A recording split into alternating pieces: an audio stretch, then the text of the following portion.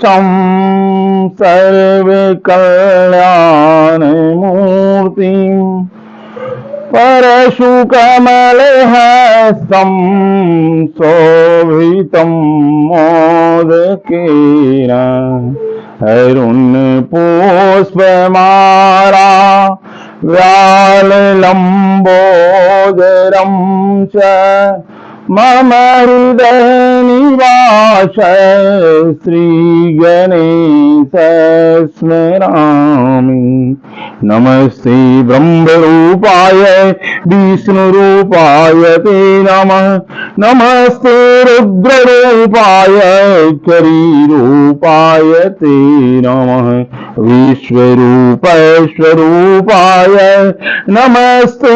ब्रह्मचारिणे विद्याधराय देवाय नमस्तुभ्यं विनायक। एक बार गुरु जी का ध्यान कर लेते हैं। ओम चरमांबरं त्रिपुण्डविलेपयुक्तं चंद्रशेखरे भूषितदिव्यमूर्तिं वामाङ्गपीठे स्थितदिव्यतेजं श्रीमद्वरं ब्रह्मगुरुं नमामि। ओम कर्पूरगौरं करुणावतारं संसारसारं भुजगेन्द्रहारं सदा वसन्तं हृदयारविन्दे भवं भवानी सहितं नमामि। ओम श्री सद्गुरु शरण कमलेभ्यो नमः। सद्गुरुदेवाय नमः।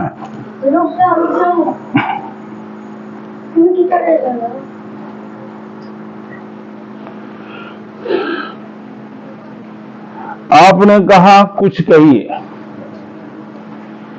जहां कहीं भी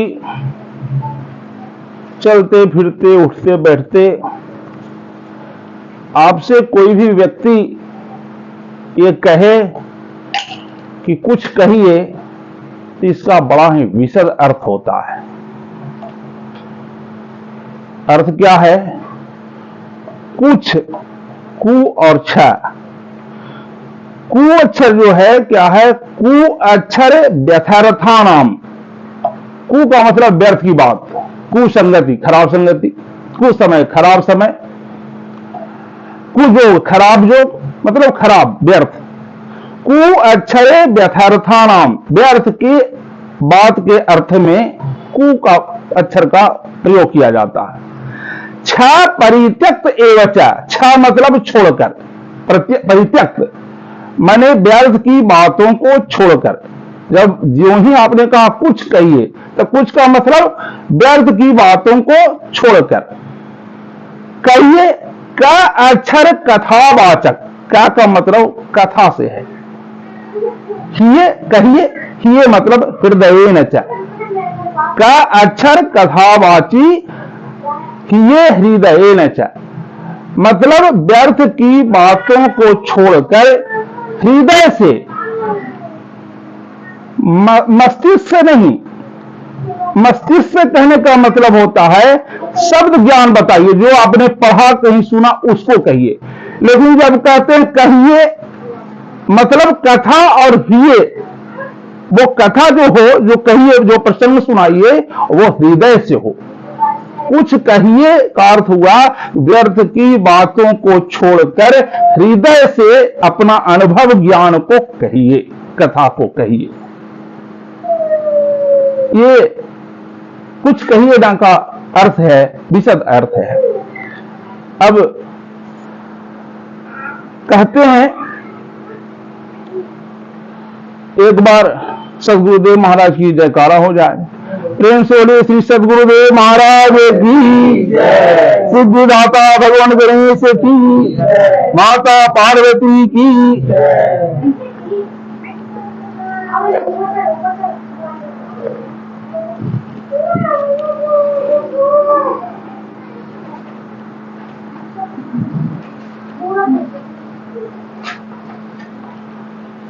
जैसे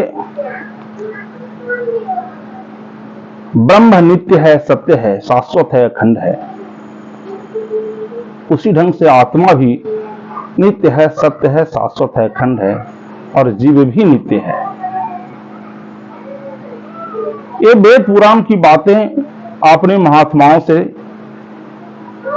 कई बार सुनी होगी, सत्य भी है। इसके अलावा भी अपने मानव जीवन में एक चीज और सत्य है, नित्य है। वो कैसे सत्य है, नित्य है? वो है सेट होने की समस्या। इसका भी अंत नहीं है। जब बच्चा जन्म लेता है और फलिया पर होता है, उसी समय से अब यह नवजात शिशु है, इस माहौल में, इस वातावरण में, इस मौसम में इसका स्वास्थ्य ठीक रहे, यह इस वातावरण भौगोलिक स्थिति में यह सेट कर जाए, सेट होने की समस्या। जब वह शिशु हुआ, 5 वर्ष का हुआ, तो उसको विद्यालय भेजा जाने लगा। अब उसको विद्यालय में सेट होने की समस्या, अपने मित्रों के साथ सेट होने की समस्या, शिक्षक के साथ सेट होने की समस्या, और आगे बढ़ा। जब युवावस्था में गया तो अपने मित्रों जिससे नोट्स वगैरह लेने हैं, मांगने हैं, देने हैं, स्कूल साथ ही जाने हैं, साथ में आने हैं, हॉस्टल में रहने हैं, मित्रों के साथ सेट होने की समस्या। और आगे बढ़े, जब कंजुगल लाइफ में आए, शादी हो गई, कंजुगल लाइफ में आ गए, तो पत्नी के साथ सेट होने की समस्या, ससुराल के साथ सेट होने की समस्या। और आगे बढ़े, व्यापार और नौकरी दोनों में से कुछ करने लगे, तो व्यापार में सेट होने की समस्या, नौकरी में भी सेट होने की समस्या, साहब से अपने कलीग के साथ एडजस्ट होने की समस्या। और जब आगे बढ़े, उम्र के हुए प्रौढ़ावस्था में गए, तो बेटे और बहुओं के साथ सेट हो जाने की समस्या। और जब वृद्धावस्था में चले गए, तो अपने स्वास्थ्य के साथ बने रहने, सेट होने की समस्या। और उसके बाद जब चले गए,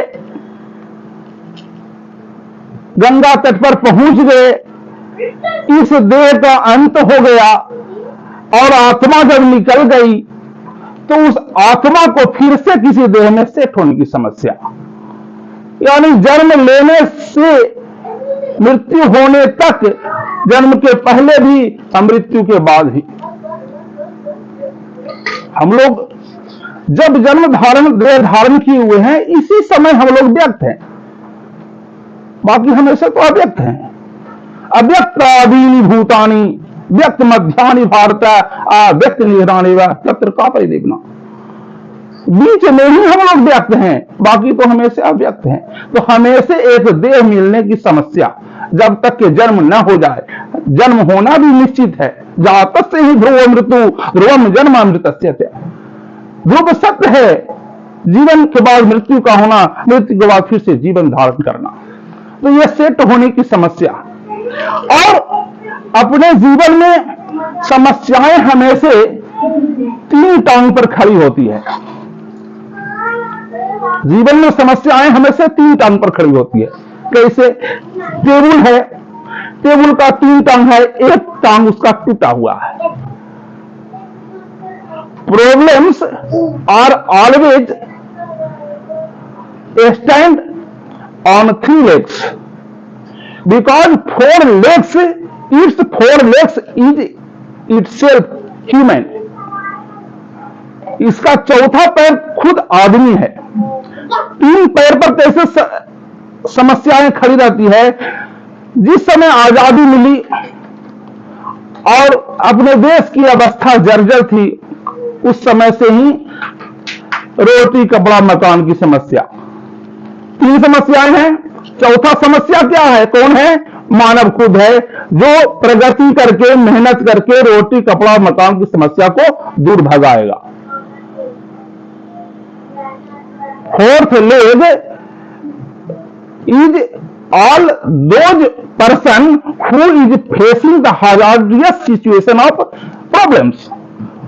समस्या के संकटमय स्थिति को जो फेस कर रहा है वह खुद ही निदान है, खुद ही समस्या भी है, एक चौथा समस्या, और खुद ही उसका निदान भी है।